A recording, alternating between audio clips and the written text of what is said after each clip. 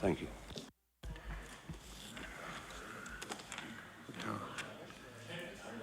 We've now reached the hour of interruption.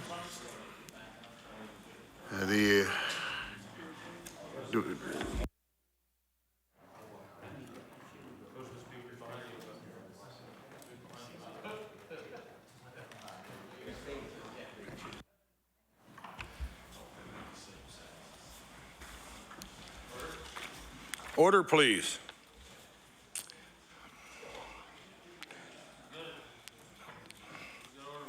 Thank you, Sergeant of Arms. We have now reached the hour of late debate, and adjournment has been called, and the resolution as chosen earlier. Therefore, be it resolved that all members of this House of Assembly join me in congratulating the Cape Breton Regional Library for this 2-week celebration of literature and wish them many more years of service to the region. I will now recognize the Honourable Member for Colchester North. Thank you,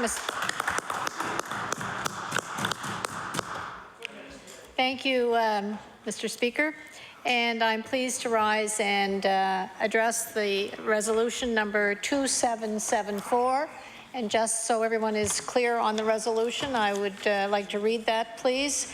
Whereas the Cape Breton Regional Library is celebrating 60 years of operation and is hosting a festival celebrating the work of the region's most accomplished writers, and whereas the Turning Leaves Literary Festival is a great opportunity to meet some of the fine writers from Cape Breton and the Maritimes and be introduced to their excellent work, and whereas various venues and free admission are expected to attract a large audience to hear short stories, poetry, and plays, therefore, be it resolved that all members of the House of Assembly congratulate the Cape Breton Regional Library for this 2-week celebration of literature and wish them many more years of service to the region.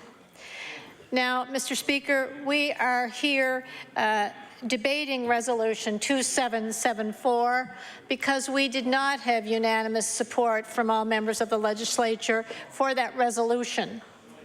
And I think it's important, Mr. Speaker, that during the debate here tonight, we try to help members of the legislature who did not support that understand the importance of libraries, public libraries in our province.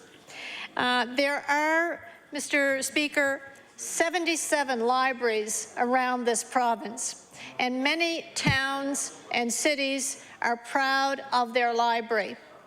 And, Mr. Speaker, for many of those towns, small towns, even some villages, a library is the center. It is the focal point in the community. It is a place, Mr. Speaker, where the community comes together, all ages. There are programs in those public libraries for our preschoolers.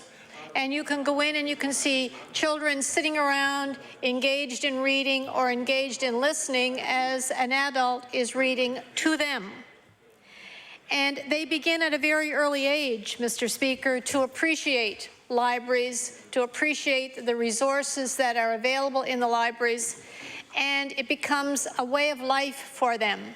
And many parents are anxious to and very successful in engaging their children in reading. We know that early reading leads to better students, better attention, and better results when students enter public school. We know that people learn to read for enjoyment, and they also learn to read for information.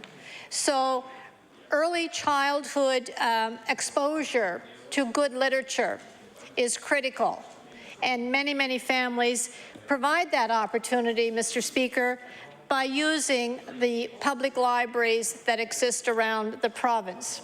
77 libraries governed by 9 library boards. A very critical part of our education, informal education system within the province. Now, Mr. Speaker, we know that over the years, the focus and the attention in libraries has changed, and we've moved into more digital. online kinds of information. And at a time, Mr. Speaker, there was some thought that that might hurt usage in our libraries. And the fact that people would no longer be reading books might take away from the usage in our libraries. But, Mr. Speaker, the opposite of that is true. By providing access to good literature and to information on the internet has actually increased the number of users in our libraries. And so those 77 libraries governed by the 9 library boards continue to thrive, survive and thrive in our communities. And it's important that we recognize and appreciate and celebrate the work that those libraries do. And the Cape Breton Regional Library is one good example where they have taken the opportunity to celebrate reading and writing. And they've taken that opportunity through their Turning Leaves Festival, 2-week event that allows visitors to be exposed to young readers and young writers, and for young readers to be exposed to authors whose work they enjoy and whose work they may want to follow along. So this event is one of many. And in that, the funding for public libraries, we recognize as the Department of Education that it's an important budget line for the department. And Mr. Speaker, during the years probably 2007 to 9, there was an extensive consultation around the province with library boards, because they were recognizing that the funding that they were receiving was not allowing them to continue to operate their facilities, to pay their staff, to enhance their resources. And they were anxious to work with the government to come up with a funding formula that would give them sustainable and predictable funding. And so the consultation process took place, a lot of input, a lot of good thought, and a lot of good discussion about what the library needs actually were, what services the libraries would be delivering and providing and delivering, and what resources, both human and other resources, they would need in order to deliver those services. And that, as I said, was a very extensive consultation. It was a very extensive and labor-intense initiative on the part of library boards, and I might say volunteer boards. And they came up with a proposal which was received and reviewed by the Department of Education at the time. And in that work of the task force, they made it very clear that they were prepared to rethink the way they delivered services and to come up with a business plan, so to speak, or a budget that was manageable, and a budget that they were asking the Department of Education to support. So as the Minister of the day, I accepted that report, and it really reflected the true needs of libraries in our province. And it's unfortunate, Mr. Speaker, that library funding task force report was tabled in October of 2009, and we are now in December of 2010, and there has been absolutely no implementation of the recommendations in that task force report. With no implementation, boards are continuing to try to deliver services without the resources that they need. And obviously, it's not been a priority for this government. And it's my understanding that there are no ongoing discussions about that report. So with school boards having to cut and slash, and one of the first things to go will be libraries, and with no support for the provincial libraries that are out there, Mr. Speaker, I'm not surprised that this resolution was shot down, and I'm disappointed that we don't have full support of the members of this House for the work that a regional library board does to help celebrate reading and writing in our communities. Thank you. Thank you. The honourable member for Cape Breton South. Thank you very much, Mr. Speaker. Mr. Speaker, at first, I want to congratulate the member from Victoria Lakes for bringing this resolution to the House, and yesterday, I believe it was. And I also want to congratulate the member from Colchester North for engaging in this debate tonight. Of course, you know that the member for Colchester North is the education critic for the PC party, and also a former Minister of Education, so she certainly knows of what she speaks regarding the necessary things that we have to keep in place in the education system in Nova Scotia.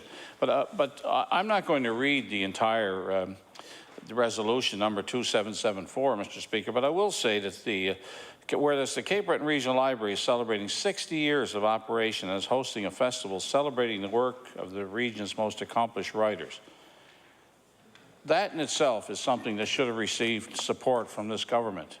When this resolution was read yesterday, Mr. Speaker, and asked for waiver of notice and passage without debate, the government, the NDP government members, refused to give unanimous consent for this resolution to be passed unanimously, a resolution celebrating the Cape Breton Regional Library and its 60 years of operation. That, Mr. Speaker, is the kind of contempt that this government had and has for some of the most important institutions in our education system in this province. I can tell you, Mr. Speaker, that I believe that the Cape Breton Regional Library in itself has contributed greatly to the education of children in my area over the years. And I can remember, Mr. Speaker, when Sydney had its own library way back when, and the other smaller communities had a library also, and then it was combined to form the Cape Breton Regional Library some number of years ago. But back in my former life as Mayor of Sydney, I was, of course, involved with the Sydney Library at the time, and later on the Cape Breton Library as well. But I can recall that many prominent citizens would want to serve on the library board in and around Sydney, because they believed in the value of the library in its teaching of children, and the teaching not only of children, but the reading skills that some adults put together because of the fact that they had the access. You know, the gift of reading is a precious gift, and all too often we forget about things and take those kinds of things for granted when indeed we should be paying attention to them. And you know, Mr. Speaker, as the member for Cape Breton Nova, and you would agree with me that a number of the people in your area always took advantage of the library services in the Sydney area. It's a very important public service, and not only did many prominent citizens take part in the library board over the years and were out promoting the library in the community, but many councillors, aldermen in the former city of Sydney, councillors, and some of the wardens and mayors in the area also took an active interest in the Cape Breton Regional Library over the years.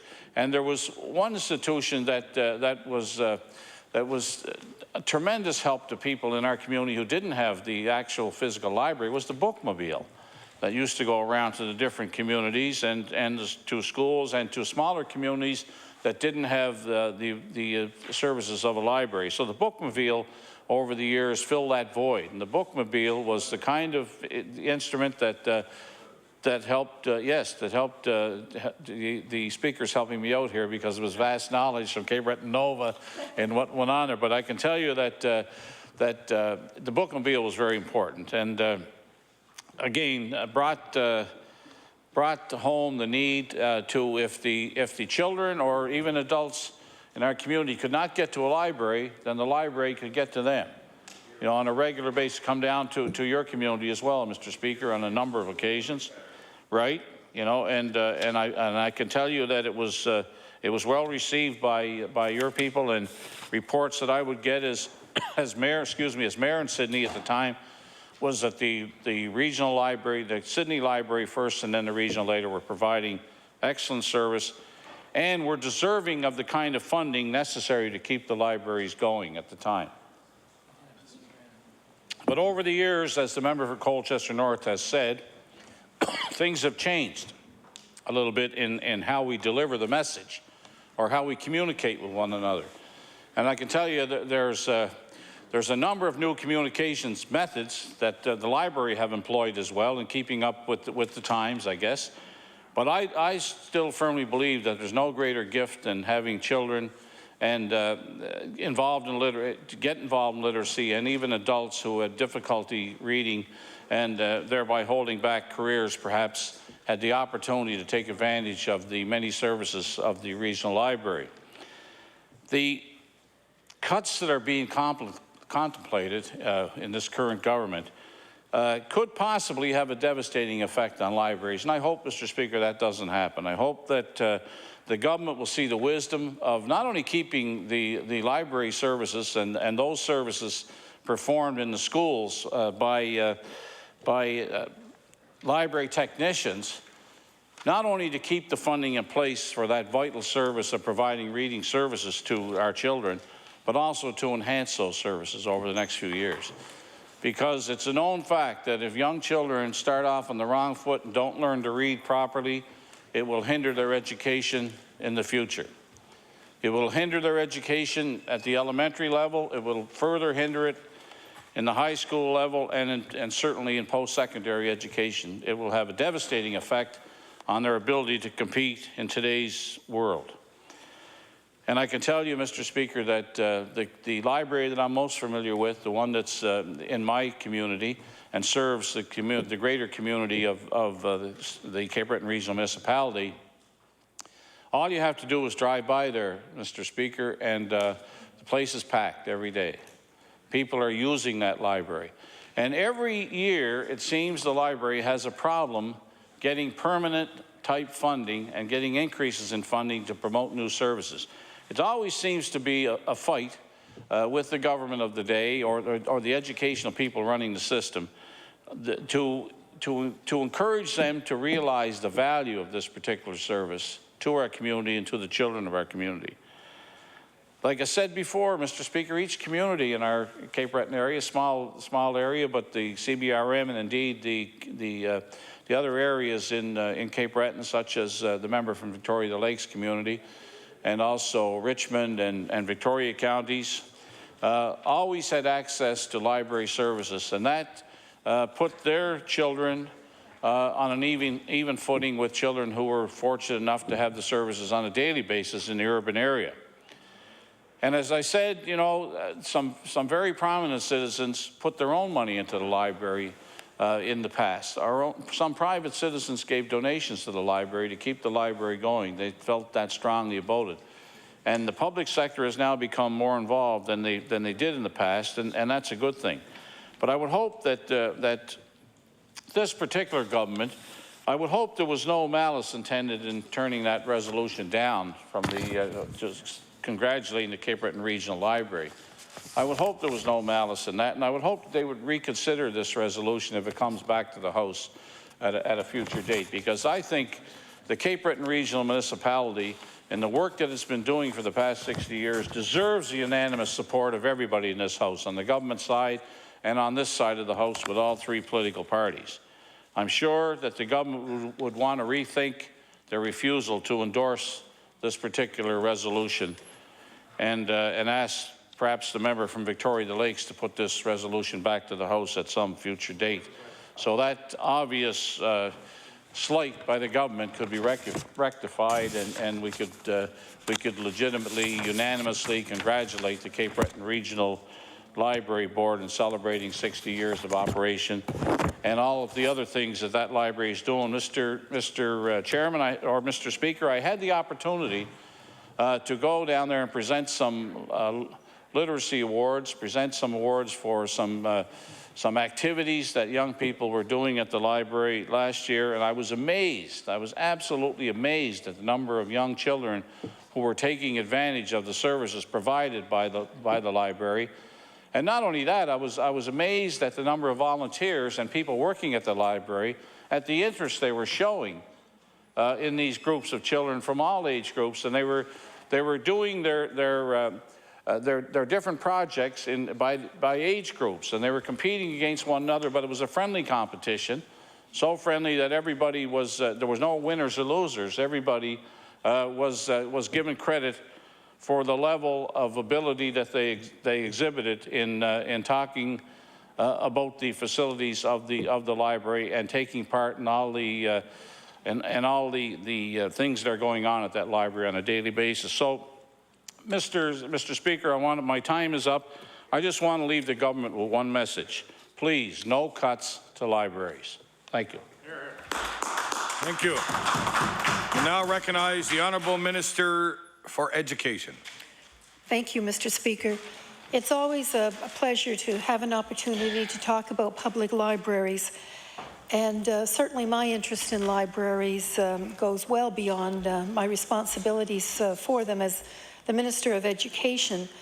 I've been fortunate to be a library user since the age of 7, and also fortunate to have 2 public libraries within my constituency, Alderney Gate Library and the new Woodlawn Library. And over the past number of months, I've had the opportunity to travel extensively throughout the province and have opened the new library on the Weymouth, in the community of Weymouth, just along the waterfront. It's beautiful, and the pride and involvement of the community in the design and construction and location of that library is something that community should be very proud of. And also was up to this summer to the Westville Public Library in Pictou County.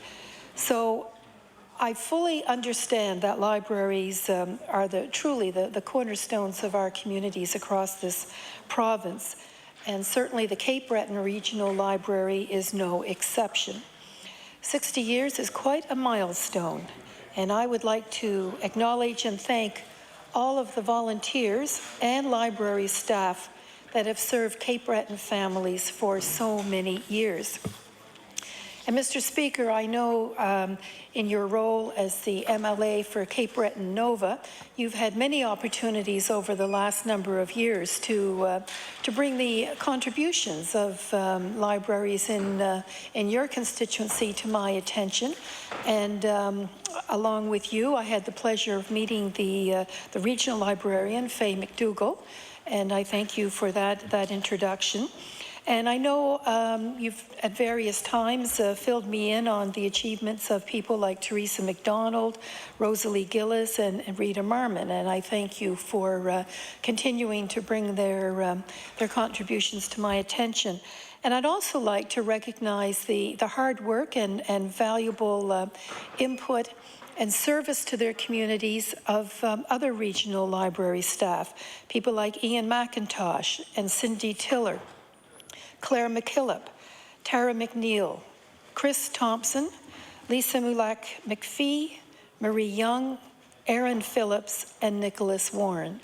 So I know of your great interest and that of other members of your family in the services and programs of the Cape Breton Regional Library, and I thank you for continuing to bring those to my attention.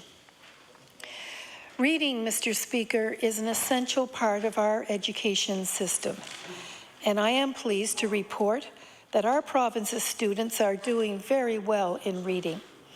Nova Scotia's 15-year-old students did very well in reading in the 2009 Program for International Student Assessment, PISA, released yesterday.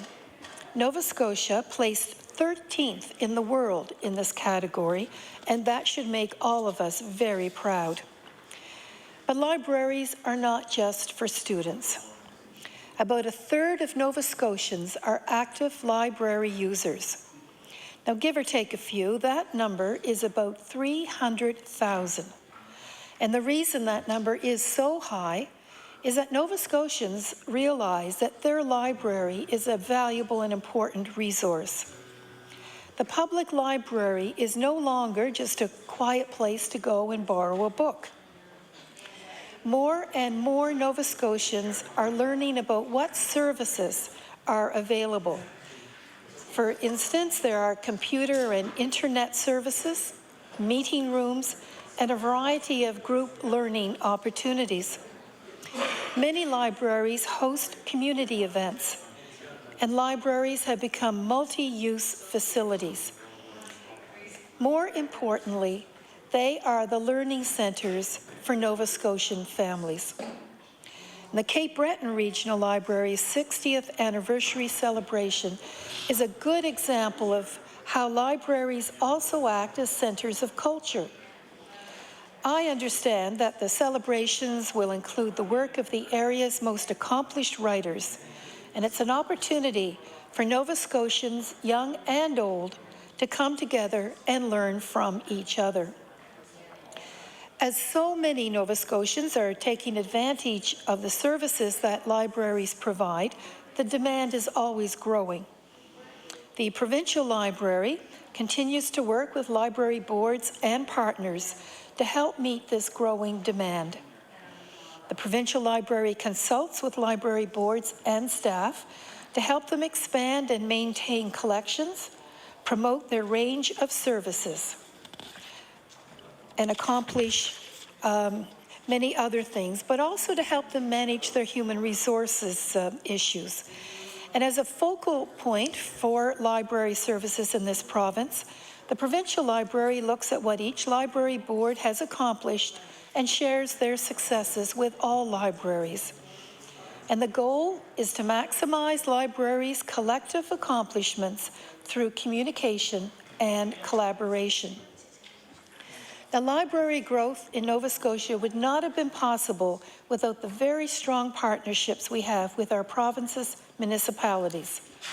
Nova Scotia municipalities have been and continue to be essential library supporters. And as a government, we intend to help maintain those relationships and find ways to grow together. The amount of collaboration between library boards and their partners is astounding. Libraries and library boards are already working well together to provide excellent services and programs to our many communities. Initiatives such as Borrow Anywhere, Return Anywhere, consortial purchasing of books and materials, and the shared integrated library system are excellent examples of how our province's library boards are working collaboratively to reduce costs. Last year, the province increased library boards funding by $900,000. This is a significant increase during a very difficult budget year. The base operating grant to boards is now $14,163,000, a 6.8% increase over the 2009-2010 year. And in addition, the province invested $310,000 for libraries' internet connectivity. Library boards' approaches to collaborative procurement, such as the licensing of databases, the integrated library system, and new downloadable collections, are making it easier to provide more reading materials to more Nova Scotians while keeping costs down. The Borrow Anywhere, Return Anywhere program is a good example of how libraries are making books more accessible and available to families from every region, especially those that travel to find the books they want to read. I appreciate that people in communities are using their public libraries for many different reasons.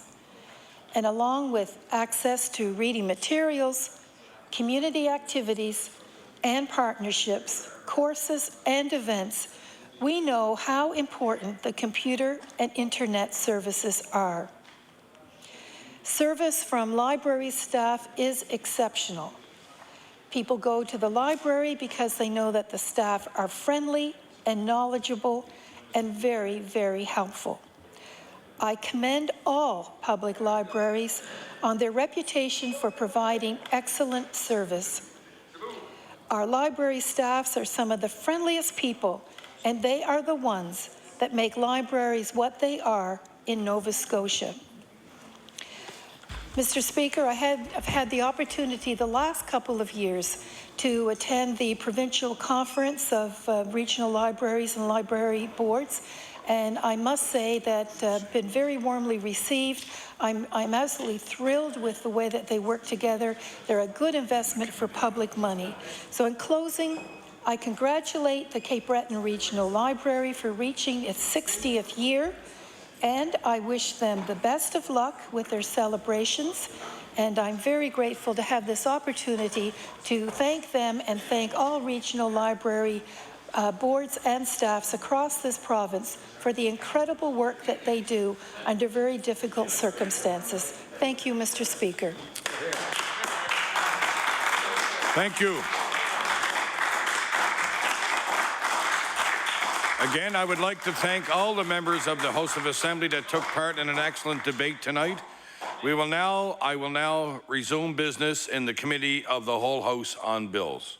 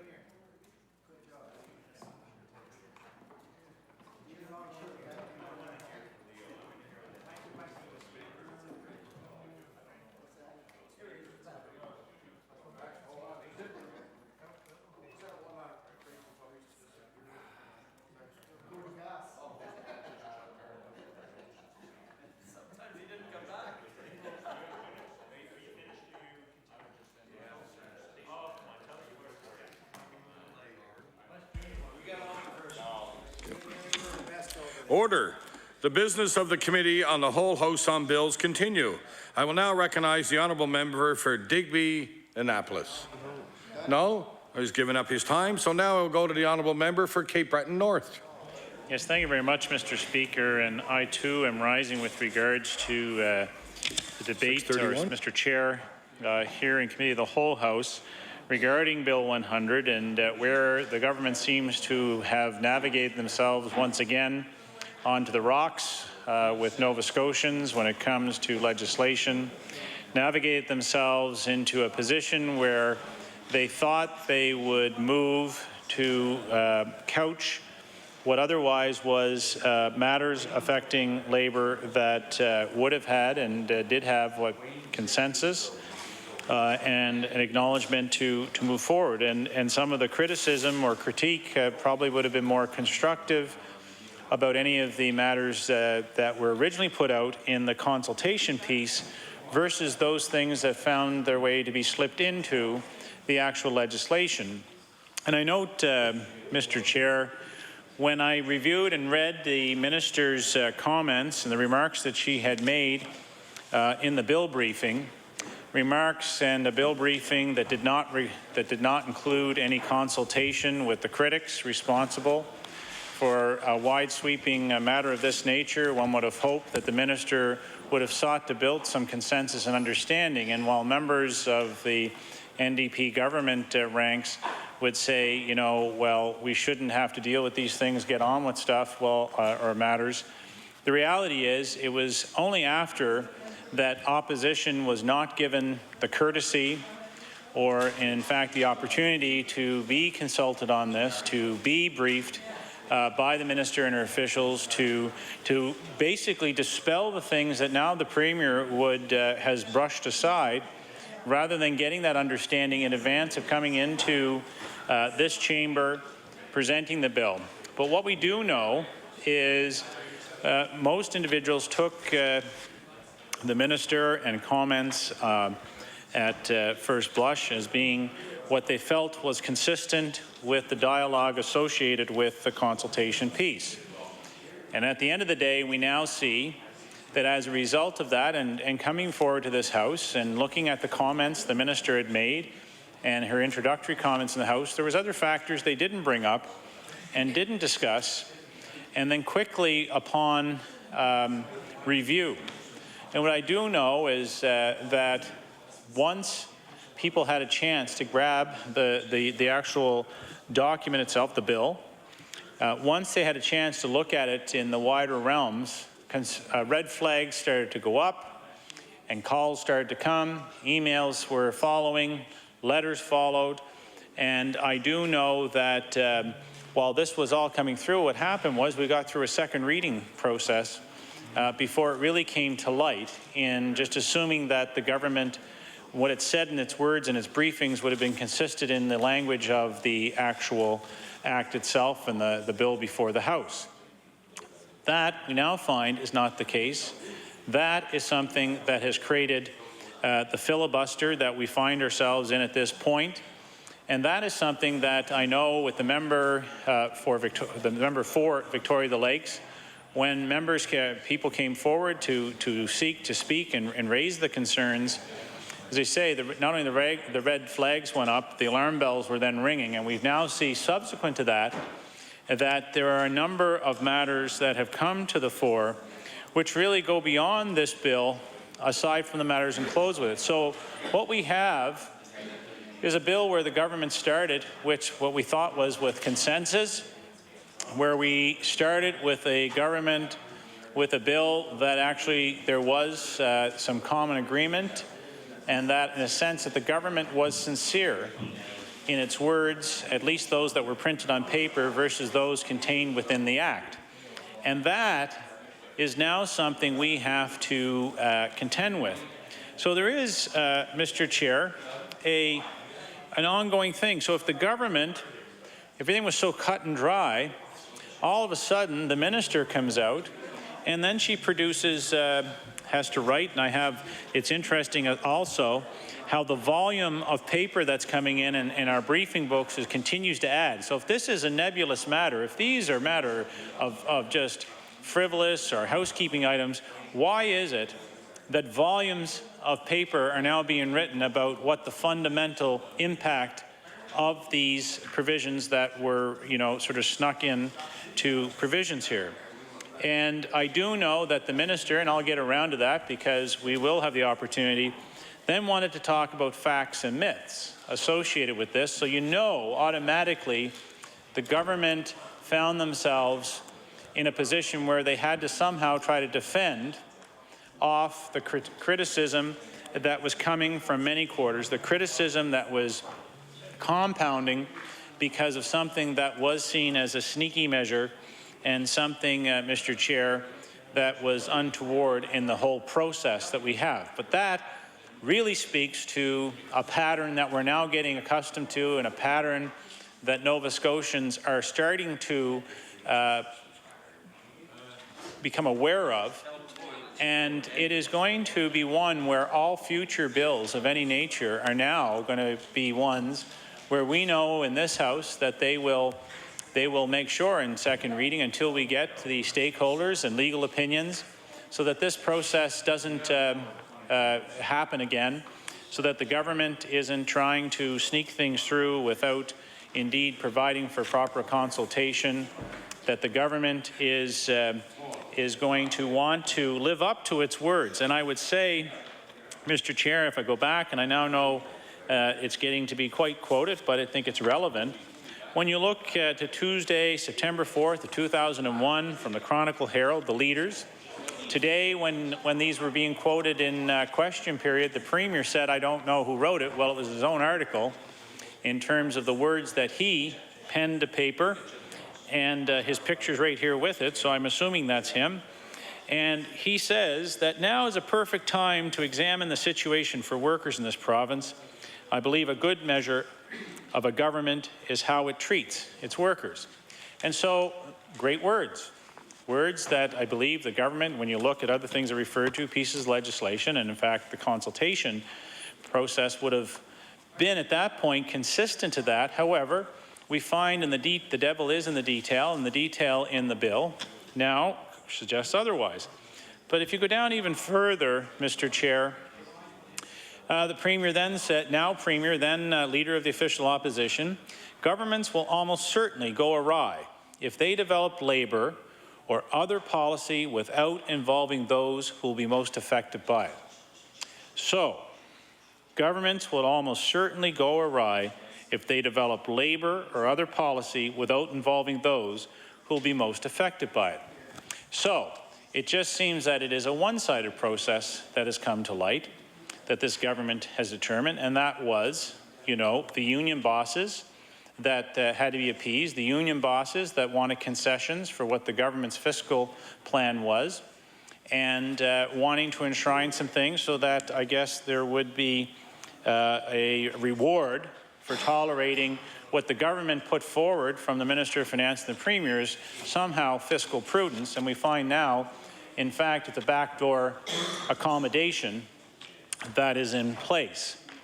But we'll come back to that as well. And the Premier, now Premier, further went on to say, I've said frequently that the key to good government is to listen to people's needs and involve them in their government. Well, the union bosses were included. The union bosses had their say. The union bosses were part of the backroom deals associated with the budget. All of these things have been done out of the sight of the public, away from obviously all of these thousands of businesses representing hundreds of thousands of workers that could be negatively impacted by virtue of the bill before the House. And somehow, something was lost on the road to government in the Premier's guiding principles that he would pen to paper. But we're going to connect more dots as we move along. So if you move forward in his article here in the Halifax Herald, the now Premier then says, as we heard back in the legislature this fall, the knowledge we've gained from Nova Scotians will help us continue to do the effective job that you expect of us and we expect of ourselves. Now, those are his words, that you expect of us and we expect of ourselves.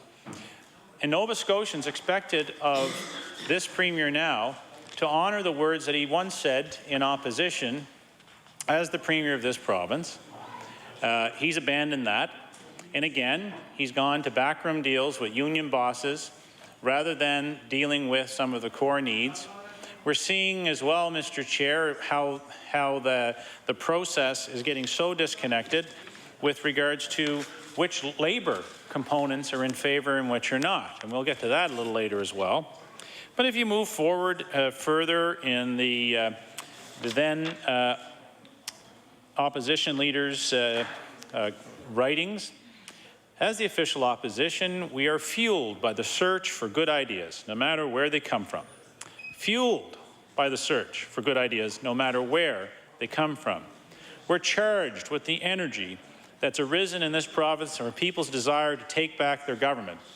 Well, now we have people wanting to take the government back, that's for sure, because what they said again, what the now Premier has said previously is no longer in effect once he became the governing party.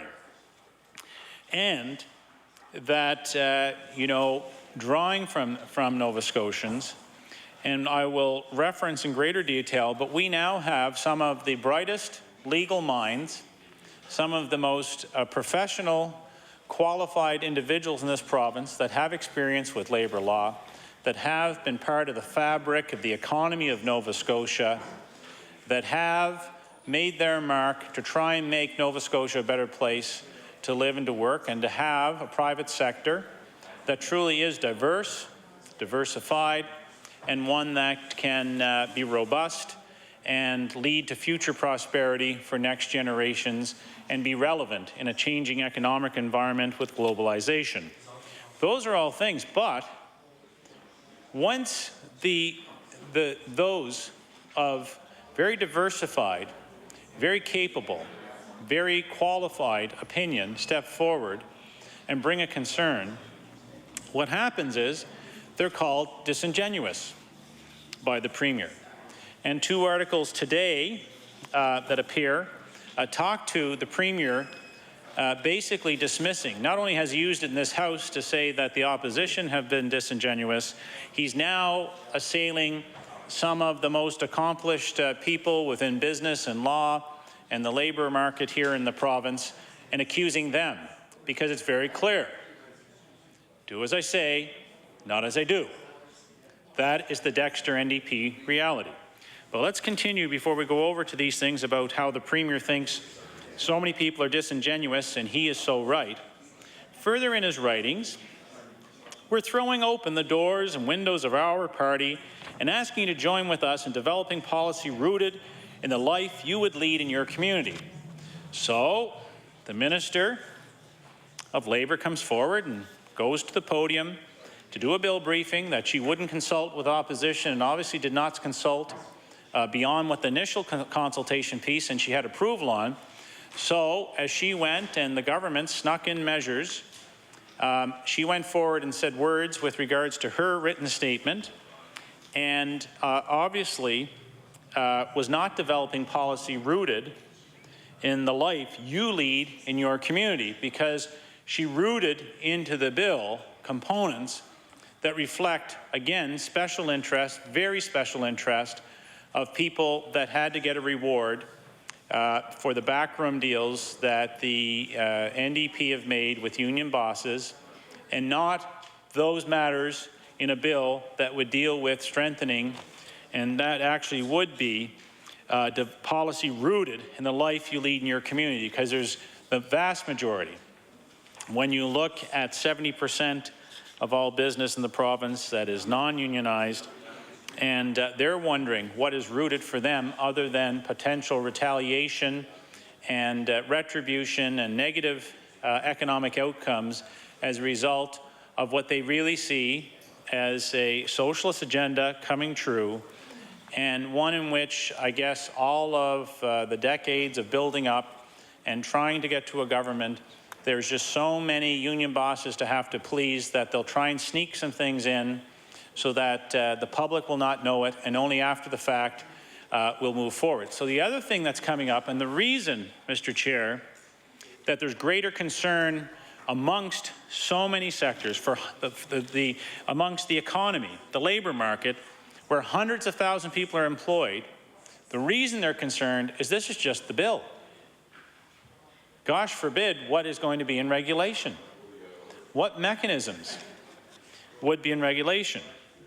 So, then the now Premier back in 2001, Tuesday, September 4th, just after Labor Day, and when he was probably not recognizing that his comments about following up on Labor Day would come to a Labour bill that potentially could devastate the economy of this province and the fabric of how our free market is structured. So then the now Premier says, we know that Nova Scotians from every part of this province are the best sources of ideas about how to make this a better place for everybody. So what do we have? That we know Nova Scotians, when we know that experienced, accomplished, educated, well-rooted, well-grounded,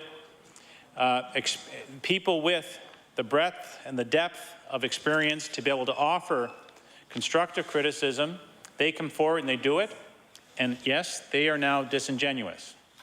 They're disingenuous as a result.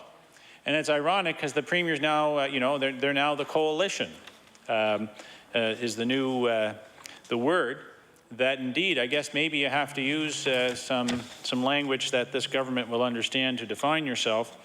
And with regards to, well, we're not in favor of coalitions, I can tell you that. The Grits, they have a history of it. So we won't go down that road because we don't have enough time this evening. So we won't go where the Grits have gone because that could take up the next hour, and I could go back to the Savage Grit days, but we're not going there because it's about this bill today. It's about this bill today that is being debated, that indeed, but there is reference because what it really speaks about is that coalition is now being used with regard to a group of individuals that the Premier has had the gall to say are disingenuous.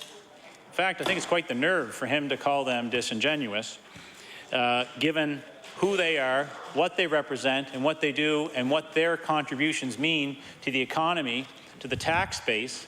I would have thought that the Minister of Finance would have stopped the Premier from saying, stop calling them disingenuous. We've just thought we've buddied up with them. We were trying to do the big cozy there. We needed to talk about tax, benefit and lowering tax for small business. But, well, I guess it really, truth be known, is that it's now becoming apparent. There are all kinds of side doors and back doors that this government will use so they can have the NDP propaganda pieces up front that look nice in their cost of gloss efforts that are costing Nova Scotians needless millions of dollars at this time.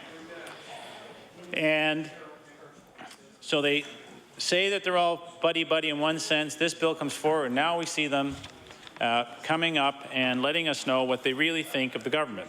So now the then Premier goes later on in his document saying, in his writings, I believe people are looking for ways to get involved in which they can be heard and appreciated. I believe people are not happy with the system but aren't ready to give up on it either. People are looking for straight talk about ways to improve their lives. So when they come forward with straight talk and tell you the exact interpretations of which every major law firm by number have said there are concerns. So when he says that I believe people are not happy with the system but aren't ready to give up either, people are looking for straight talk. So when the Premier gets straight talk back, then he says people are disingenuous. So he has to dismiss them rather than say, what is it they're raising? What concerns are they truly bringing forward that really should have my attention? And why would all of these things come to bear? So we'll move to some next steps with regards to where we find ourselves this evening. Mr. Chair, sometimes you have language that's used, and the Premier likes to use disingenuous quite often. And just so we're clear, and especially for anyone that does follow legislative television or will look into the Hansard here of the Legislative Assembly, disingenuous can be referred to something that's not candid or sincere, typically by pretending that one knows less about something than one really does. So the Premier is saying that some of the biggest, brightest minds, the people that drive the economy of Nova Scotia or represent the businesses and the interests that drive the economy, that provide employment for hundreds of thousands of Nova Scotians, that they are pretending that they know less than something than they really do. That they're saying they know less than what the Premier is saying. Well, I find it ironic that the Premier, who in his own words, in his own writings, in his own article, he had amnesia about it earlier today, but we're putting it on the record once again, that be clear. So it's one thing for the Premier to say the opposition is disingenuous, as he has on several occasions here, and Hansard also reflects that, Mr. Chair. But to say that it's not candid or sincere, typically by pretending that one knows less about something than one really does. So basically, it's nothing short of saying the big business people are lying about the impact of what this is about, that organizations that represent the economy are lying. And I heard one of the NDP members said that's true. See, that just goes to show you why we are in this debate tonight. Mr. Chair, obviously they've swallowed the Kool-Aid over there, and must be NDP orange Kool-Aid, because they believe the Premier's comments, they believe the rhetoric or the prepared statements from the Minister, they believe the positioning that the Finance Minister would say, but they don't believe. It's easy for us to debate amongst political parties and philosophies and principles of how we would differ. But we have measures in a bill that now have come out, been known, have been analyzed, and the more they were analyzed, the greater the concerns became. And they bring them forward, and as was indicated, that for those that are out working, actually working in the real economy of the real Nova Scotia beyond this legislature, working to actually pay the $20,000+ a day for us to be in here to try and stop this government from impacting their lives, of providing for their families, contributing to their communities, and in making sure that they actually have an economic future here in this province. So when government members say, well, where is everybody and why isn't isn't the gallery full and why aren't people marching? As was indicated before here by our members, they're out working. They're doing what they know best. They're doing what entrepreneurs are supposed to do. They're doing things to make sure that revenues continue to flow so the Minister of Finance can try to live up to some of the objectives, even though he's created the largest deficit in Nova Scotia history that I'm aware of, grown the debt of this province needlessly. His own auditors have told them things were in balance when he took over, and he deliberately drove us into deficits and further debt. So the billions he wants to refer to and blame a previous government, even his own auditor didn't buy that hogwash. But here we are, hard-working women and men that are out there in the private sector, out there contributing by the hundreds of thousands, are somehow disingenuous, that they are pretending that they know less than they really do. Well, what they found out is more than they really knew, and that is the hidden agenda of this NDP government with their union bosses, and that the Minister of Labour, with her own words, was prepared to couch it and try to hide it. And in fact, it wasn't until we got through second reading when concerns came forward, people sat down and briefed our critic to look at this and to say, there's something really wrong. And you know what you do when you find out, Mr. Chair, something's wrong? You have a choice. You can ignore it, or do something about it. Well, we're not here to ignore matters that are going to especially impact, but most importantly, hurt the economy of this province and the hard-working women and men that make the economy flow. We want them to make sure that they continue to contribute to a diversified and a vibrant economy as best we can in light of a government that is bullying communities across the province, dropping unemployment rates are rising, dropping opportunities, walking away from commitments that were important to the economic fabric. So we find ourselves, why would people be skeptical? Just look at what the government has done. Look what the government has done in this province to the economy. It didn't matter in Yarmouth with the ferry service New England. Didn't matter those workers were unionized. Throw them out of work. Throw them out of work and see unemployment rates in that community at a historic high. That's how the Premier and the Minister of Economic Rural Development are bullying communities one by one. And if you don't tolerate what they're doing, they're just going to threaten you even more. And we do know that part of this bill and part of its existence is to try to save and keep whole whatever they can of their special interests to try and keep them in seats after the next general election. That we know. People have read through what they're trying to do. So today, building on this, Mr. Chair, the Halifax Herald, the headline here, and I'm happy to table this, but I think they may have been tabled already, but happy to do so if asked. The Chronicle Herald, as of today, Labour bill goes too far, coalition says. That's that coalition word. Premier dismisses business organizations concerned as disingenuous. Well, we go over to the Metro News, and then the headline today in Metro is Premier calls backlash to bill overblown, and we'll get into some of that language as we move forward. And again, using the word, it's entirely disingenuous, and it doesn't reflect what is in the bill. So again, he is saying that all of these business representatives that represent workers, that represent hundreds of thousands of people, that they're pretending to know less than they actually do, when the government gave them less information than they actually should have. That's the shame in this for this government, and that's why we're into a filibuster here today.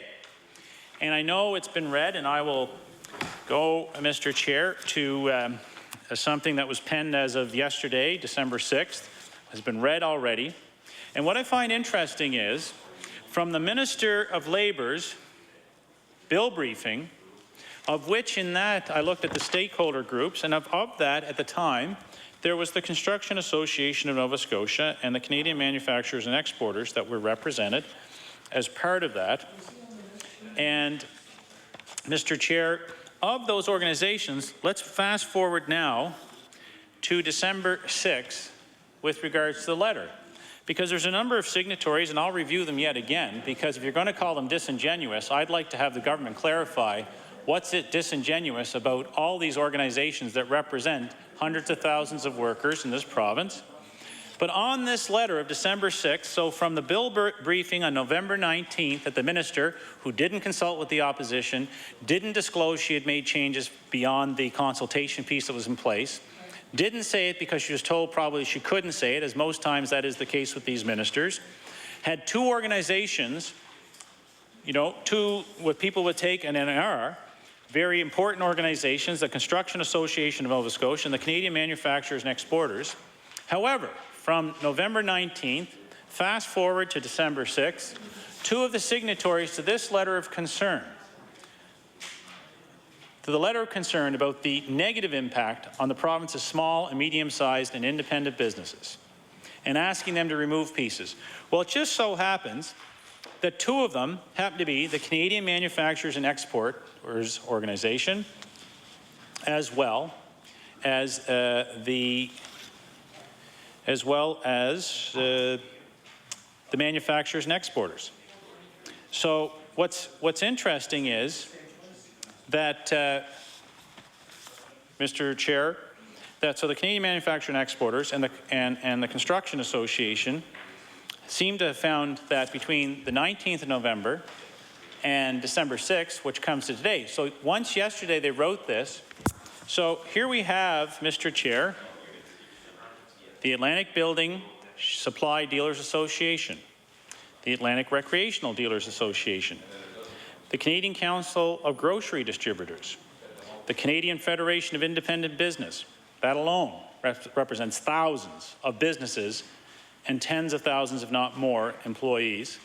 The Canadian Restaurant and Food Services Association, the Canadian Manufacturers and Exporters, the Construction Association of Nova Scotia, the Halifax Chamber of Commerce, the Halifax Dartmouth Automobile Dealers Association, Merrick Contractors Association of Nova Scotia, Nova Scotia Automobiles Dealers Association, the Nova Scotia Chambers of Commerce, representing small business interests from one end of the province to the other outside of the HRM, the Nova Scotia Home Builders Association, Office of Employer Advisor, the Offshore-Onshore Technologies Association of Nova Scotia, the Restaurant Association of Nova Scotia, the Retail Council of Canada, and the Nova Scotia Natural Gas Association. So, all of those organizations to a number, after writing this letter to put their concerns forward as to what this government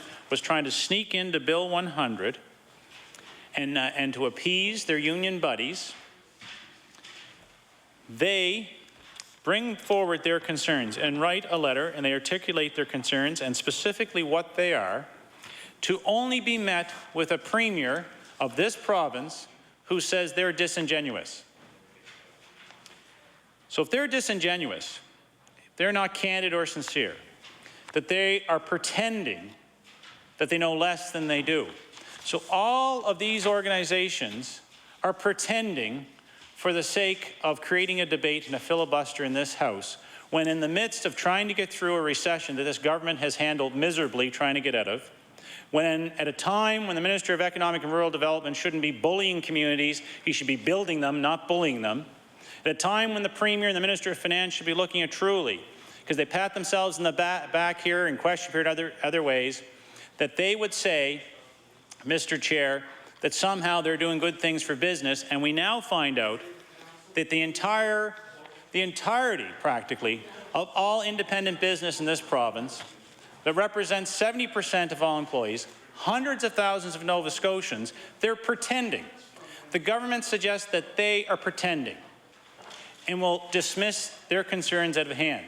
And in the process, Mr. Chair, have dismissed all of the senior legal opinion and a very large legal opinion by all of the substantive and large firms and small firms that reviewed this, probably save one that may have been helpful to them and probably on contract to provide some fancy consulting for the government, because I didn't see anything from, was it Pink Larkin?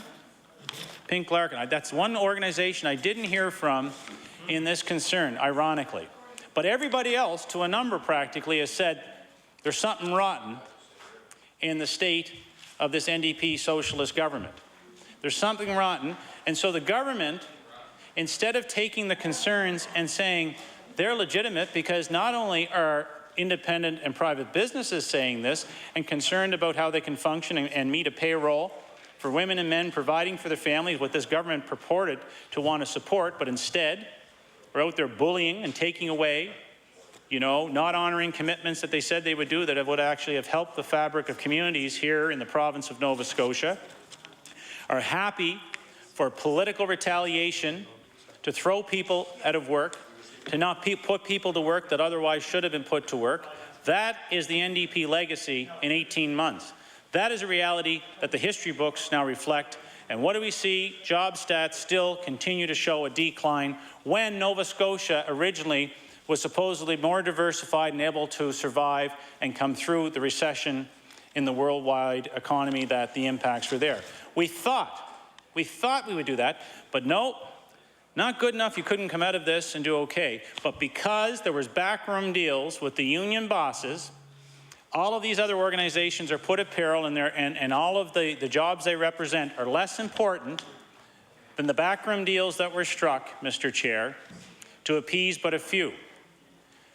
And what's interesting is these are deals with union bosses, because I don't recall before this legislation went forward where there was a one-member, one-person vote and a secret vote to validate and suggest that this represents the interests of the actual employees that are unionized. What I know it to be very clearly is a select group, the elite of the union bosses that were prepared to stay quiet and to strike a deal so that this government could ram through its agenda on one hand and will have to provide some rewards on the other. So here we are with Bill 100. Because if they were true to the Premier's words that people should be consulted and their concerns taken, why isn't it the Minister of Labour is unable, or she refuses, but I know she's unable to stand up and say, you know, we went back to the worker representative bodies and said, you have a vote on this, and make sure we know that the working members of your unions agree with this. But all we know is the union bosses have been trying to sell it, but they'd never gone to their membership. And so one of the things you get into is a concern that this is a union versus non-union debate. But I'm clear, it's a union bosses who have had the backroom deals, and their members on the front line, self-interest of a few union bosses over the interest of all the working, hard-working women and men. And so what we'll do is pit it as us, as organized labor, against those that are independent. Typical of what this government has done, urban, rural, union, non-union. It's very clear. The pattern is very telling and disturbing to Nova Scotians, Mr. Chair. And you know, the government can say what it wants, but that's the reality. So for the Premier to say that they're disingenuous, for all of these organizations to come together and now are referred to as the coalition of businesses, of concerns, to try and say, this isn't smoke and mirrors. These are real concerns that affect the real economy of Nova Scotia and could impact how we operate and function in the future. And why is this government not even listening? Why is this government refusing to meet with us? So what happened, Mr. Chair, after the Premier summarily dismissing, so he did it to us, we're not surprised by that. He's done that ever since the last election. So nothing new there, and Nova Scotians know that. But Mr. Chair, we find out that come forward to today, December 7th. And all of a sudden, because we've said, we've listened in opposition, the Grits have, the Tories have, we've listened to the people that come forward, our independent members listen, people have gone to him, and they've explained their position, and they said why they're concerned. And what's interesting is, where everybody had consensus of certain components of this bill moving forward, that they would allow to see if they just remove portions until there was proper consultation, until there really was a full vetting, and where is the consensus? But why would we expect that when the minister wouldn't even consult with her critics, obviously has not consulted with industry? They did a consultation paper that was a half measure and didn't talk about the full hidden agenda that they did, their backroom deals in. So why is it all that's the case? And then for the Premier to say to the organizations that represent hundreds of thousands of employees, they're disingenuous. In other words, I don't believe you. Basically saying they're liars because we're right and they're wrong. Again, do as I say, not as I do in this government. And Mr. Chair, so today, we stand up and we say we're going to filibuster this, and I know, because we're out in the hallways, government members are saying, well, we'll be out of here Tuesday, maybe it's Thursday now. And just thinking that this is some sort of exercise for some airtime here, when we all know we have pressing issues. I was home briefly on the weekend to see the signing books in my office and the calls that people are looking for and the issues we want to help people with. And I can tell you, if there's someone from Cape Breton North viewing tonight, there are matters that I would rather be doing for Cape Breton North. But there's issues in this legislature that are going to affect the people of Cape Breton North and affect them potentially for generations to come. So therefore, we're here trying to filibuster this bill to say we believe in the economy, as crippled as it is and further impacted by the negative actions of this government and the bullying of communities, pitting rural and urban. As bad as it is, we still have to hope, and we live in hope, that we'll get out of this recessionary period in spite of the efforts of this NDP government and move forward.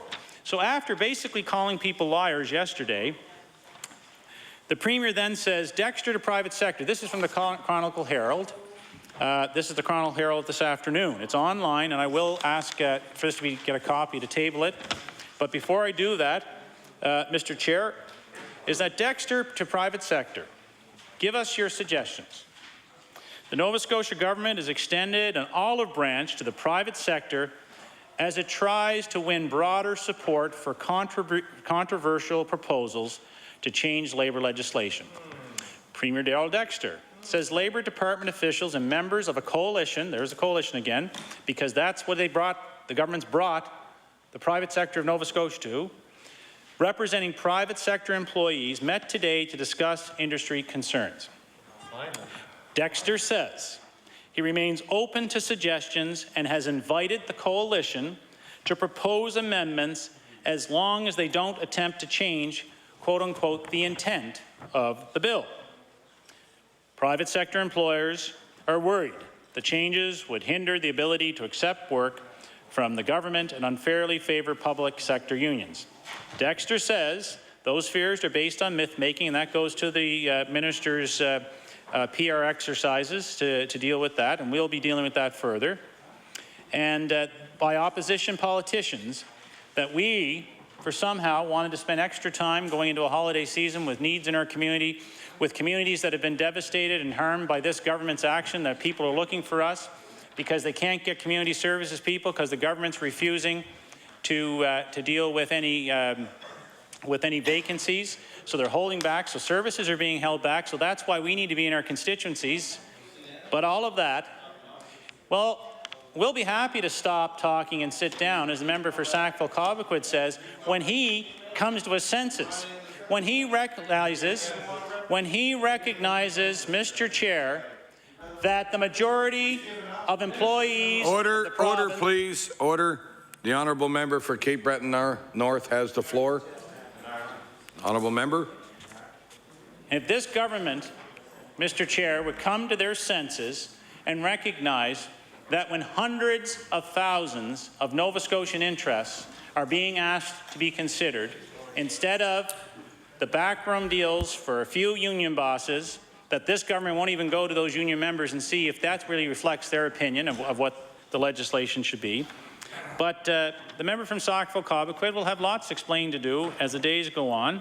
But Dexter, it says here that Dexter says, again, that these are myth-making, and that's consistent to the language that must be Dan O'Connor has given to the minister, and now the Premier's spinning her tail of woe, and by opposition politicians, and a misunderstanding of the technical changes. But it's a misunderstanding that every senior legal mind and every industry association in the province has issues with.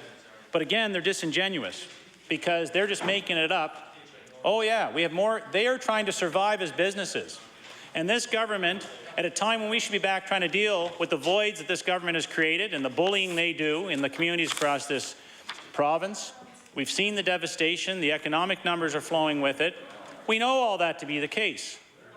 Yet, the Premier, but hope springs eternal, and it says both opposition leaders say they welcome Dexter's position today, but will await government's reaction to any amendments that come forward, likely later this week. Now, the real question is, what do they mean by intent? And that's going to be one of the things that we'll be looking to the Premier to articulate, is what does he mean by intent? So after the Premier saying that all of these organizations that wrote head of concern, that came to us, tried to go to them, they shut them down, locked them out, and then they bring them forward in a more public manner, and we have to deal with it here on the floor of the House. After the Premier says they're disingenuous and that they weren't being candid or sincere, that they were pretending, if you're pretending, you're basically lying, and they know less, they're pretending that they know less than they actually do.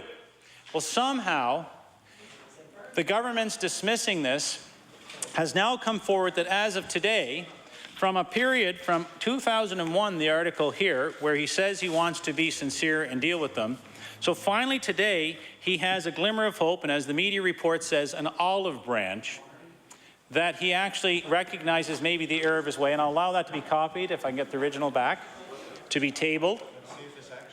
So we now have to see if this actually works. So are we just going to adjourn debate and come back? No. We have to keep the clock running. We have to keep the debate going. We have to fight the good fight on behalf of Nova Scotians at a cost of $20,000 a day. Nova Scotians, when $20,000 a day would deal with a lot of pressing concerns for people on need for community services.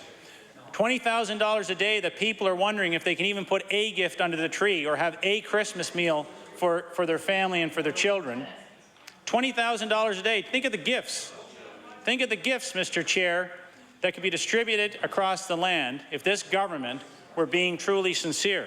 So if anyone's being disingenuous, it's the government, because the government has proven they've known more than they were saying. And that's the contrast between the ministers of Labour's, the Minister of Labour's speaking points to the actual detail of the bill. That is what we know. That's where we find ourselves. So Mr.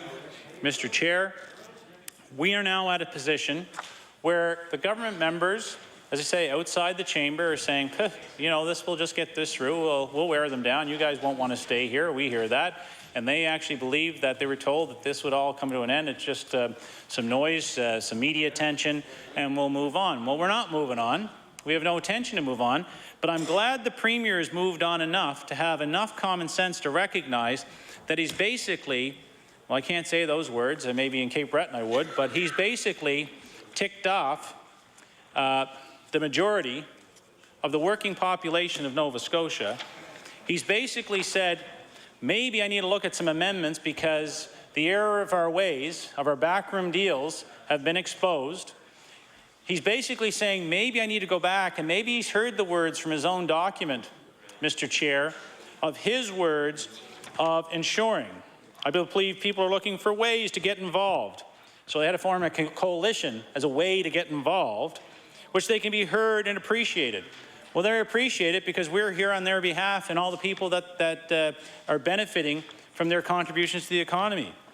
I believe people are not happy with the system. Well, the system is being gerrymandered by virtue of provisions in an act that had a consultation piece that people had consensus on versus the bill and the hidden provisions because of the backroom deal with union bosses, and not one that reflected the ask of actual union members, but also was a way to say, well, we'll get it through because it's pitting Labour against the private sector. Interesting, though, Mr. Chair, we're in the House here today talking about organized labour, and we have other measures that are budgetary, again, because of the ineptness of a finance minister of spin-doctoring our situation that he solely created, and his own consultant, Deloitte, said when he took over the books, they were balanced. The choices that he and the Dexter NDP made are created record deficit and a much larger, $1 billion plus increase. So if he alludes to a structural deficit, it is nothing more than the one that he is created and continues to perpetuate. So what we find, though, is that here on behalf of organized labor within the school boards, where there's a lot of organized labor. So what it is that the NSGEU, you know, Joan Jessam or Rick Clark, that's fine because that deal has been done. Not that they went to their members about it, but that deal was done. But the Nova Scotia Teachers Union, well, good luck, Nellie. She's all off the books for you because we're going to, I think it was in excess of 4,000 people that the government's planning on canning. And yet, the various ministers would get up and tout how great they are with job numbers, so that the NSTU and CUPE are going to feel a negative effect. I think they see you, Mr. Chair. And are going to feel a negative. Listen, they're making noise because they're uncomfortable, because they know they can't get up and say what we know to be right and true. And they have been told, you just sit there, don't say anything, because as the member for Digby, Annapolis said, why don't they get up? They want to heckle, but they won't speak to this bill. When they have the time, they know it's a 20-hour clock. They know if they wanted to get up, and rather than have some barking in the back benches, they could actually get up and we would listen to them as to what they say is different. But what we know is that thousands of teaching and or support staffs related to the education system are being told you are going to be canned. So apparently, if you're in the Nova Scotia Teachers Union or CUPE, that really didn't mark because there's a tier of who's more important and who has more members and who has more bargaining weight within the Premier's office and who has a payout that's owed for a backroom deal. Because you were, you know, you take this concession and we'll pay off another day, and that's what we've seen tucked in Bill 100. But, Mr. Chair, we now see the crises that this government, bad enough they created a crisis in Yarmouth, bad enough they wouldn't honour commitments to the people of Spring Hill. I mean, heck, Mr. Chair, the Speaker couldn't even get the good ship Hector kept afloat. And finally, I mean, we were at this for over a year, and it's been cobbled together. But, you know, they throw some menial dollars rather than the substantive thing of what the issue was. So what it told me as well, Mr. Chair, is that when the Speaker of this House is in his constituency, and an icon like the Hector, which had a history of coming together and being there on the waterfront in Pictou, that if they would treat the Speaker in his own constituency with the need that the community came forward and keep them at bay, gosh only knows what this government would do to the private enterprise interests by the hundreds of thousands around the province when it says just ignore those housekeeping provisions, they don't mean anything. Well, they do mean something. And your words do get noticed. And you can try and sneak them, but when you're caught, what do? Call someone else, nothing short of a liar. Say that they're disingenuous. And then finally, when you recognize you're so much in a corner, you have to be willing to look at a compromise and say, okay, that business in this province had to form a coalition for this Premier to finally wake up and see that there is a real issue here. For this Premier to recognize that for $20,000 a day that should be going to help children with community services get a present under the tree and a hot meal on Christmas Day, we don't hear those concerns coming up here, because you know what? There's less caseworkers right as of today because of the government's practices to deal with the families that are coming forward. The member from Glace Bay highlighted that earlier today. You know, we've heard it time and time again. Those are the realities. Those are the real working realities out on the street. And you know, in Yarmouth, for people that have gone from being employed, to unemployment running out, now being on community services, they now know, where they never worried about a Christmas dinner before or a gift for a child, at $20,000 a day, that kind of money is looking pretty attractive after what this government did for political retaliation rather than sustaining the economy of Southwest Nova. But that's what we know this government to be. That's what we know they're all about. So when it comes to labor itself, we know not all organized labor is the same. And this government is not prepared to go to all bargaining units and ask them on a one-member, one-vote basis with a secret ballot, are you prepared to move forward with this? They won't, because they can't, because they know that they, again, are just dealing with special interest groups that hopefully will continue to support them and cut checks for fundraising, whatever the case may be, to preserve. It isn't about growing the government, Mr. Chair. We all know that. It's not about growing the government. It's about saving as many of the seats as possible. I know the member for Cape Breton South has alluded to it before, and he will do at some point. He's kind of done some preamble, and he's been pretty good at it, his predicting of who will not be here another day. And for the odd one or two that have been able to survive, then, you know, that's good on them. But I can tell you, when he does his prognosis of, you know, crystal balling of what's there, it's always entertaining, if nothing less. It's always based on an understanding of someone that's had 35 years of representing the electorate and understanding grassroots and understanding that a bill like this you think is just, oh, well, we're supporting the government issues. A bill like this can be death on the doorstep another day. And I can tell you, I know what it's like to be on a government side and have to bring forward legislation that's contentious. Lived it, been there. And the other thing you look at is where do you learn along the way and what components and what, in fairness, consultation should be there. So yet, you would think for what the NDP in opposition said about the things you need to do if you're bringing forward good, effective, meaningful legislation, Mr. Chair, you would think that in government they would have learned that the things they said, and as was highlighted in this document and I have here, and I will just quote again,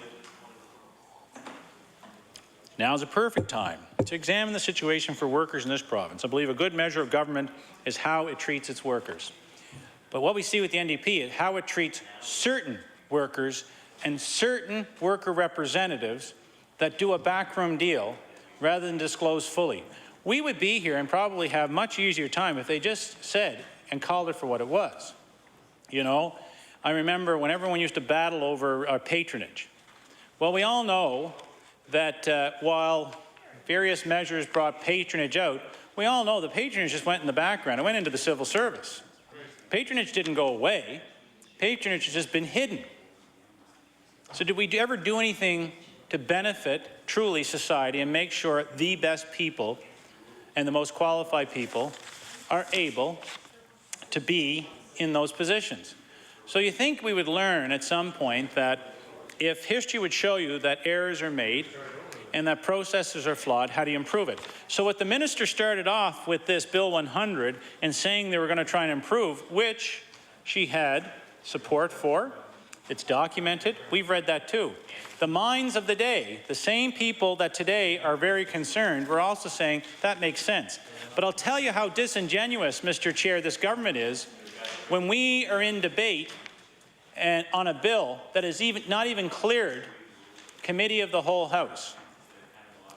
That is not even cleared committee of the whole House, and we're here in the early goings of discussion, and there is the job search, the headhunter search for the new chair that is being established by this. So the government has said, damn the torpedoes, we know we're going to get this done, it's just a matter of time, we don't care about the impact on the working families of Nova Scotia and the business people of this province. We don't give a darn, because we will do whatever the heck we have to do to ante up and settle the chit, the IOU for the union bosses that they did their backroom deal in. And that's what we now know. And for a premier to say that some of the leading minds and representatives of the business of this province are nothing short of saying that they're misleading or pretending or lying is just, it's a terrible moment, Mr. Chair.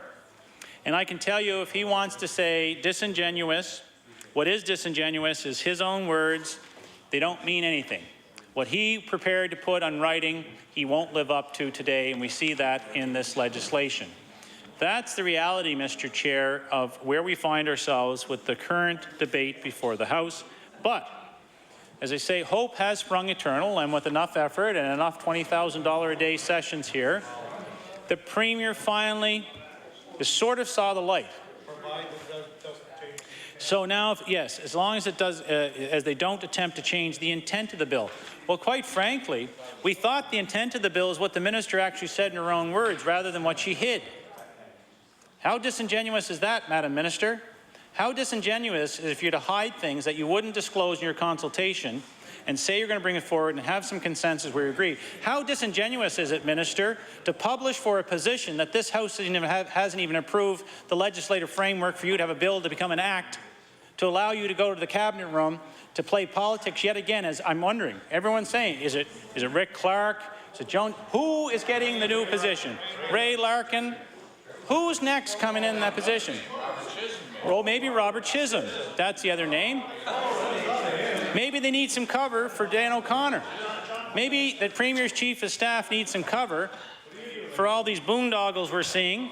And maybe putting the position out is to try and get it captured so they can hire someone before the holidays and the new fiscal period. But I'll tell you, when the minister, Mr. Chair, will publish up for a position to hire at 187,000 plus benefits, plus the bureaucracy, plus all the spending that they'll recklessly go about, 5-year guaranteed role, you know, why would she do that?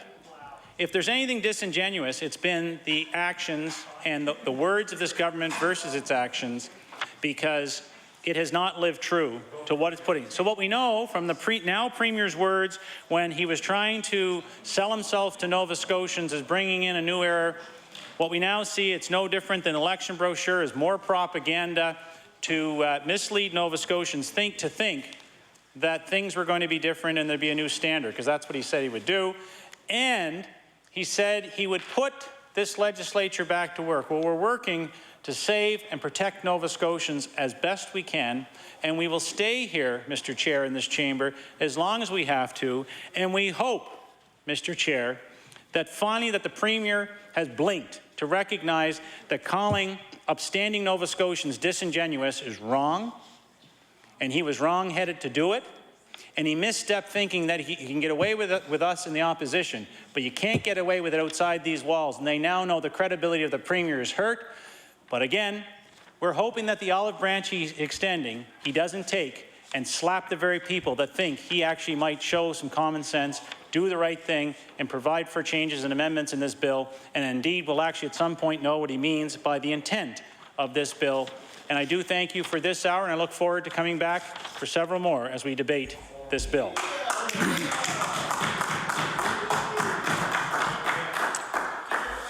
I recognize the member for Glace Bay. Thank you, Mr. Chair, and I don't know about that one, but I rise, and it's a pleasure to speak about Bill 100, an act to establish the Unified Labour Board. And before I come into the House this evening, and before the committee this evening, I told my wife that I was coming in to speak about a Labour bill. And she said, if you have any suggestions, let me know, as we are expecting our first child in March. So I told her it's a different kind of labor, but in any event, also very important to me, not as important as that one. I'm going to share a few comments with you in the time that I have, and for me, this is what I hope is, as the member opposite mentioned when I first rose in my place, a bit of a fresh perspective on Bill 100.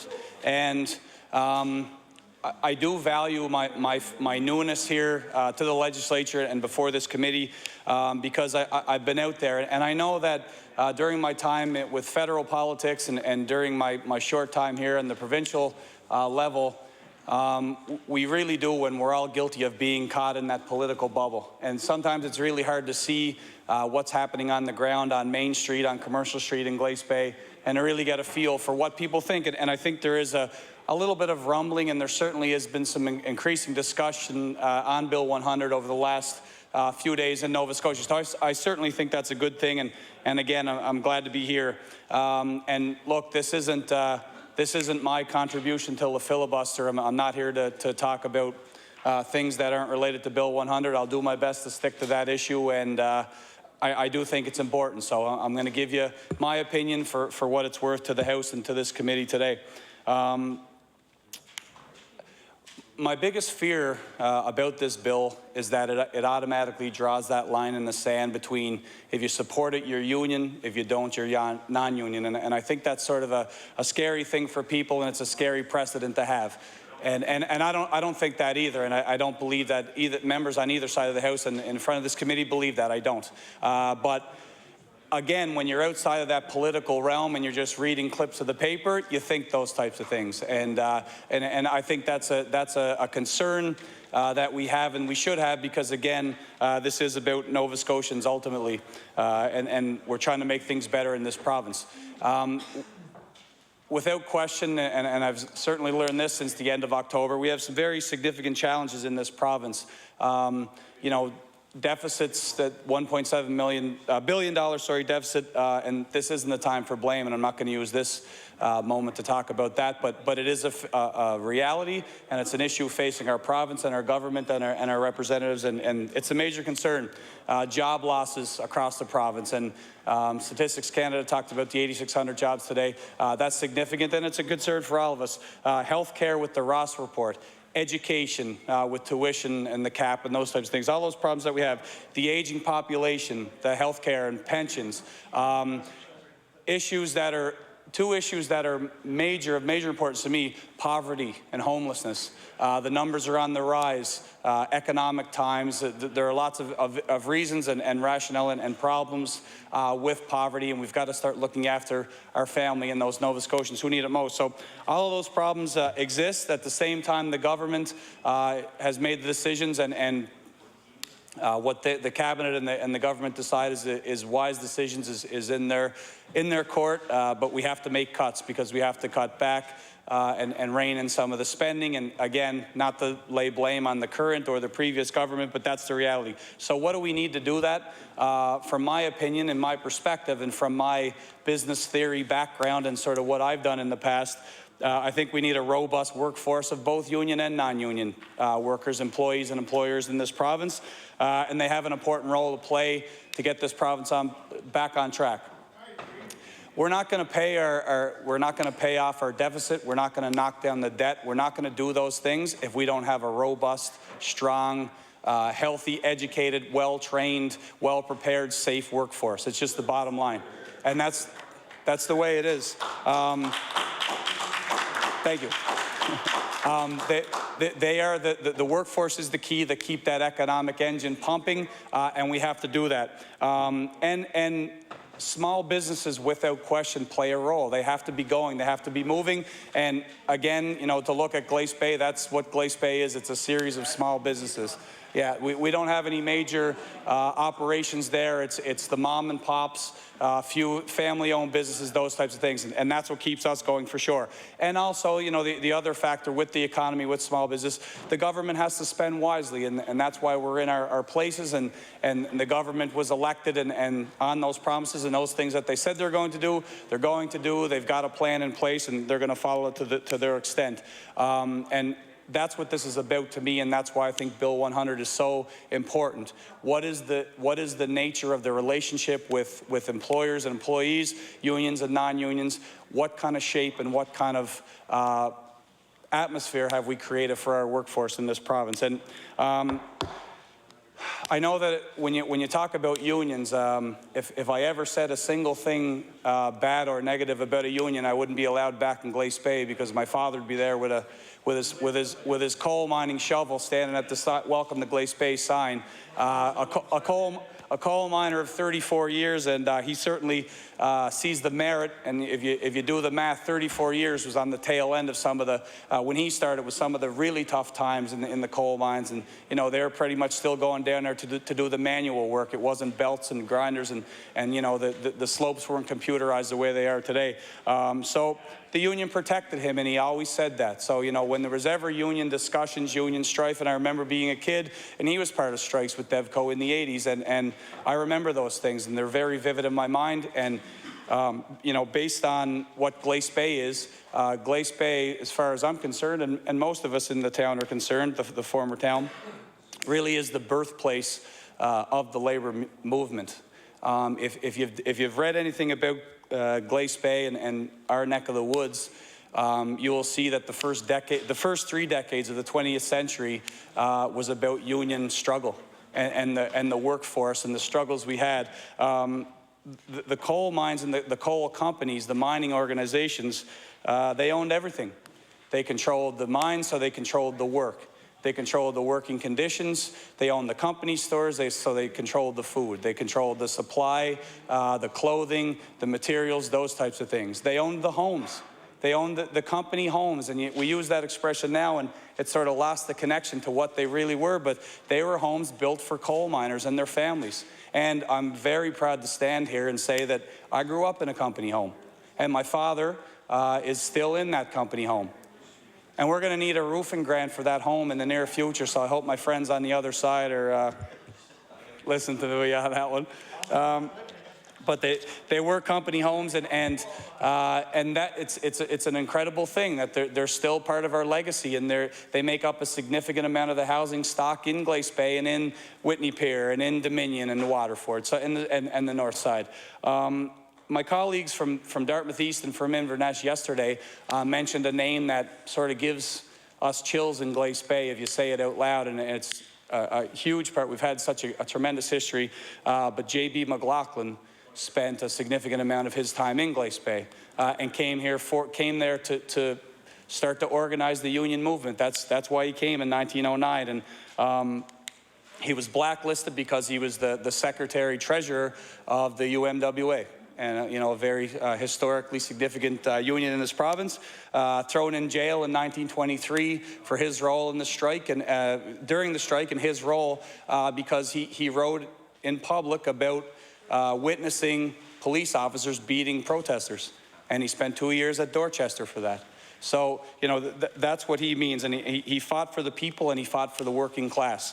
And his epitaph reads from the Bible, "Open thy mouth, judge righteously, and plead the cause of the poor and the needy." And that's what he was, and he's a, there you go, and that's what, he was a Bay Boy, and he was one of us, and his family still lives there, some of them, and there's still family connections, and I happen to go to school with a few of his great-granddaughters who were extremely smart, so you can see that the bloodline runs deep there, and I think I copied off one of them in math class in high school, but bear this, but I won't say that. Yeah, no. So to the world and to the country, he was one of the founders of the union movement, and to Glace Bay, he was the savior of our people, and he did change the face of unions in our town. And there's a monument on Commercial Street in Glace Bay, and if you've ever been there, guaranteed you've driven by it, because it's right in the heart of the town. And we walk by it 100 times in the summer and drive by it every day. And it commemorates what he did in Glace Bay, and a brief history on him. And I just want to read the quote quickly that's there on the monument, and it reads this: "I believe in education for action. I believe in telling children the truth about the history of the world, that it does not consist of a history of kings or lords or cabinets. It consists of the history of the mass of the workers, a thing that is not taught in the schools. I believe in telling children how we measure value, a thing that is not taught in any school." And those words are part of me, because that's what we read every day. Before I could even, absolutely, yep. Before I could even understand what they meant, I knew those words. I could almost recite them as a kid, because it was J.B. McLaughlin, and it was only as you get older you realize, wow, this is what he did. This is the impact he had on the entire nation and on the entire union movement. So why am I talking about this? Because I would never, ever want to hear from anybody, and it wouldn't matter if it's a colleague here, if it's somebody from home, if it's somebody from anywhere, that I would ever suggest that I would be anti-union or anti-bill that supports unions. That's not my game at all, and I can proudly say that again because of my past, and that's what I believe. I also believe, however, wait, hold on for a second. I also believe that there is certainly some good in this bill, and I'm not gonna repeat some of the comments of my colleagues, but there certainly is some great points, and I won't go into those too much, but I'm just going to make a few. And again, from my opening comments, these aren't briefing notes, and no one wrote this for me. I think if someone wrote this speech, it'd be a little bit more articulate than I'm delivering it now. So this is what I believe, and they're very sort of basic things that I've noticed, and they do touch on some of the other things that the member said. But these are the points, and I'll leave you the government side with a few questions, and I would love to hear those answers in earnest. So, you know, this isn't politics, and I'm not taking any shots. I'm putting it out there. So my first point is I'm concerned about the fact that I don't see the full effect of the consultation, and that concerns me. And I've said this in my opening, my maiden speech here in the House on October 29th. We all have to be concerned about the state of politics, or at least the perception of politics in this province. People have lost confidence. Look at the voter turnout. Look what people are saying in public mediums. They don't know if they can trust us, and it's not a party thing, and folks, it's not a government thing. It's everybody. It's everybody. And when I knocked on doors, you know, it was I've always said it's my childhood dream. You've all heard of it. It's my childhood dream to be involved in politics. It was very humbling and knocked me down a peg when I got that opportunity after so many years, and I couldn't wait to get out and knock on doors and get people's thoughts. And it crushed me to knock on a door and have somebody say, I don't want to talk to you, you're a politician. So it wasn't about my party, and it wasn't even about who I am, and it wasn't about my family. It's just, you're part of those people, and I don't want you here. And that hurts. And I don't think, I could be wrong, I don't have a tremendous amount of experience or history with these things. I don't think it's been this bad before. And I think that probably what changed as the campaign went on and as that sort of run went on, I believe that even more my duty somewhat, if I can at all, is to bring that message to the legislature and say, folks, we've got to work together to rebuild the trust and rebuild the confidence in this House and in the people that we support and in the people that we represent. And I think that's important. And what I worry about, regardless of what we can talk about the details of the consultation process, but if it's out there that there's been no consultation on this bill or very limited consultation through the small businesses, then I think we again jeopardize that reputation and build on that perception. So, yeah, and it is about the integrity of the place, and it's in the integrity of the of how we decide these things and how we bring bills into legislation. And I did talk to some small businesses on the weekend who've been following some of what Bill 100 represents, and they're not even necessarily for it, but they're also not against it. They really don't know. So I don't know what the message is, and I don't know how we get it out there, but we've got to explain it to all Nova Scotians from corner to corner and from end to end, and then let them decide it. And I think they deserve to be asked, and the small businesses, their opinions do matter, and I don't think anyone would disagree. So my question would, on that point about consultation, why don't we ask, and it's a multiple leveled question, why don't we ask? What is the fear of asking them? And why is there such a stringent timeline to get this through? And again, I'm trying to take the politics out of it, and I'm asking you these questions. So if there's answers, maybe we can hear that from the... Take the politics, meet with the minister one-on-one. Okay, that sounds good. That would be fantastic. And I'll bring those same questions, yeah, for sure. I would love that. So if there's answers, I don't know if I'm bringing questions that are any different than some of the other members had mentioned. So I think if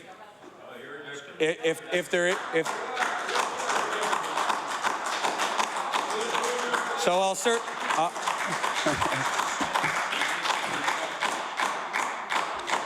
I'll finish my last few comments, and then I will reiterate those questions. And if the minister would like to stand up and address some of them, then that would be fantastic. So we'd appreciate that for sure. The second point that I would make that I'm somewhat concerned with is that the Unified Labour Board, I think the name itself is a little bit misleading, and I think that the whole combining and working on the synergies of 6 into 1 and the efficiencies and the effectiveness is valid. I really do, and I don't think there's not a person who or anyone out there that disagrees with that. But I do see the merit in some of the points that were made about adding employment to that title, because it then sort of encompasses the broader and the more far-reaching sort of swath of who we're encompassing in this act. And I think fairness and balance is critical to have as components of our labour legislation. Another issue related to Bill 100 that concerns me is this whole notion of successorship. I taught some business courses at Cape Breton University, and that was an incredible experience. I went to CBU in the late 90s, and then Dalhousie a few years later. And I went to Dalhousie a few years later, and it was amazing. From the time I was a student until the time I was a lecturer, the business theory changed slightly. Order. Could I ask the honourable member to permit an introduction? I recognize the member for Halifax Citadel, Sable Island. Thank you, Mr. Chair, and I'd like to thank the member from Glace Bay for yielding the floor for a second. I believe he knows the member in the gallery. Sean Fuller is a member of the Premier's office, and he's here to observe the proceedings with his lovely daughter Lillian. I'd like them to rise and give those greetings of the House.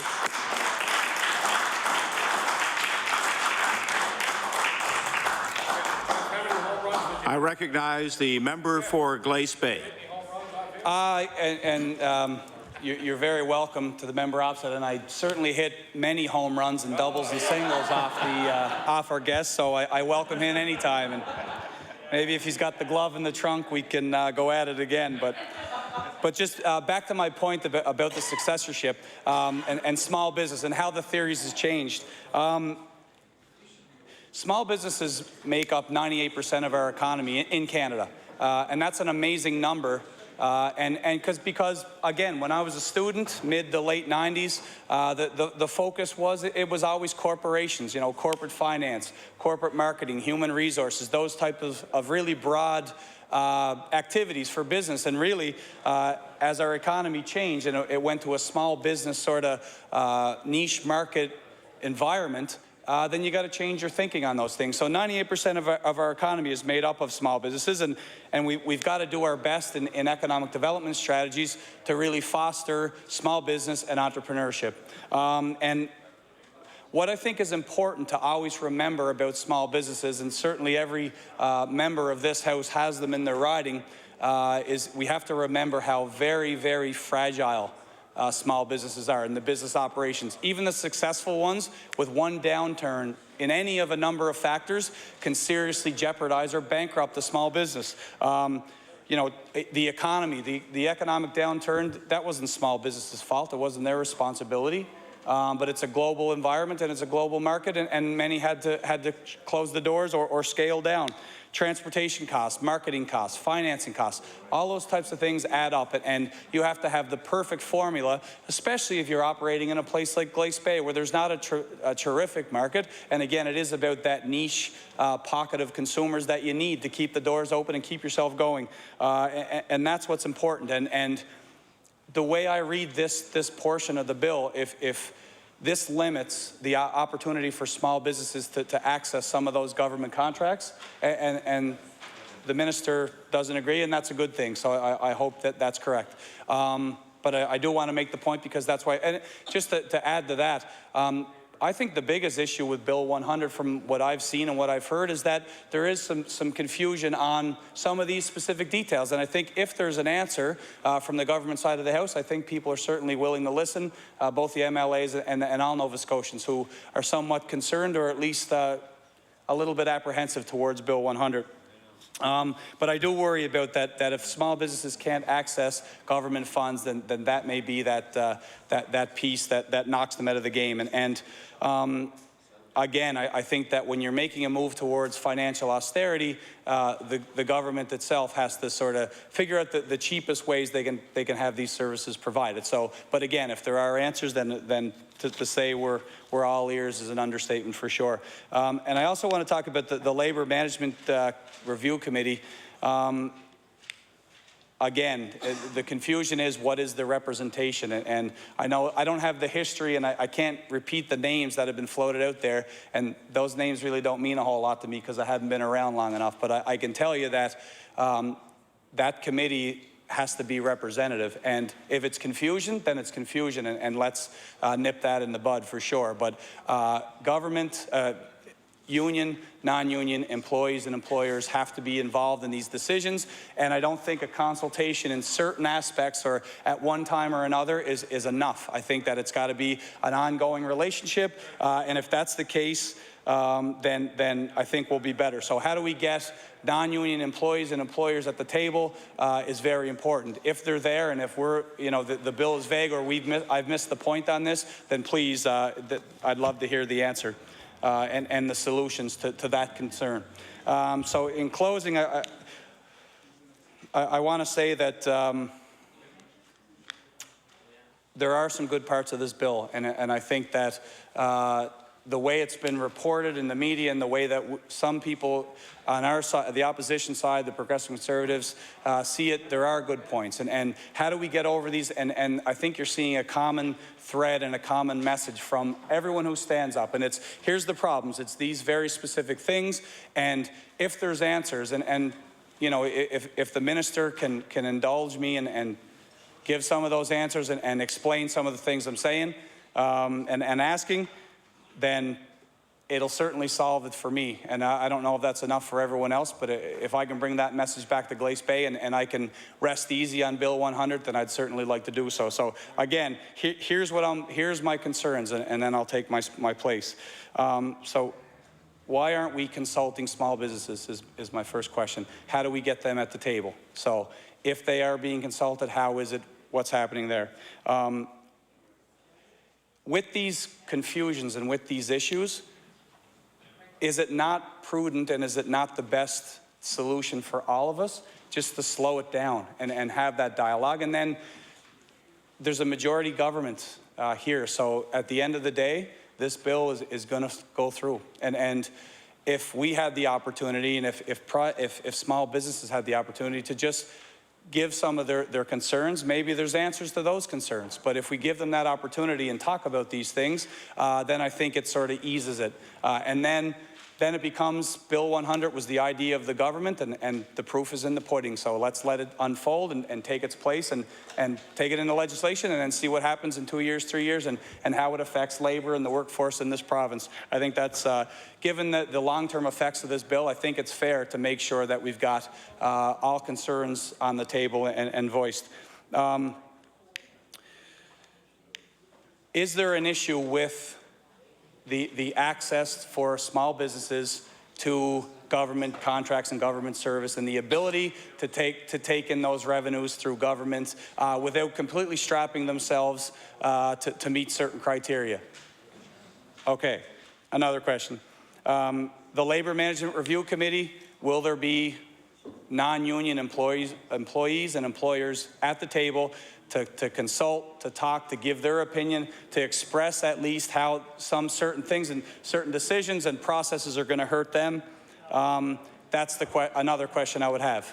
And if those questions can be addressed, and as I'm saying these things and making these points, a lot of the government members are disagreeing with what I'm implying, so I think that's good news. So I'm sure that the democracy we have here in Nova Scotia lends the government the opportunity to stand up and say, okay, here's the answers to those questions. Here is what we believe.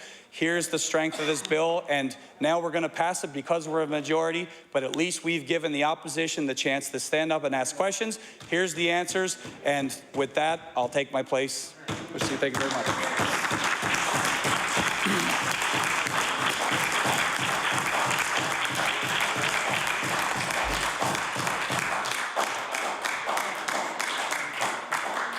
I recognize the member for Cape Breton West.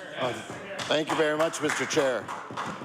Mr. Chair, I would first like to start by congratulating my colleague from Glace Bay on the fine job that he did here tonight. And I want to say how refreshing it is to see someone who has just come to this House grasp a situation and know exactly the effect it is having on the people of this province.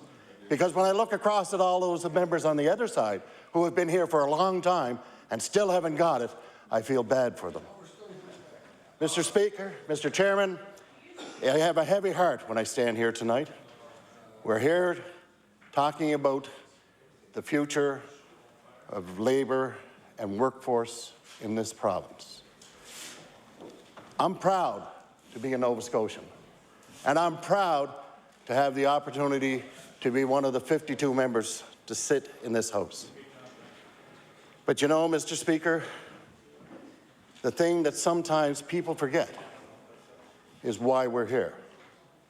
And we're here to represent our constituents. And I am positive when I say this, Mr. Chair, that every member in this House, after the election is over, when they get a phone call from a constituent, they don't ask, well, who did you vote for? They say, what is it that I can do to help you? And Mr. Speaker, I was hoping that that's what this government would do. Remember that the government was elected, Mr. Chair, to represent all Nova Scotians, not just a few, and not just special interest groups. But it appears, Mr. Chairman, it appears that that's not the case.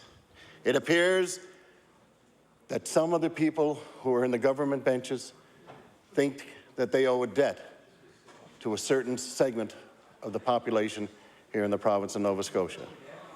And that's why my heart is heavy, because that's a sad, sad comment on where we stand in the province of Nova Scotia. Now, there's a lot of questions as to why the opposition is so upset about this bill. Well, I can tell you why I'm upset, Mr. Chair.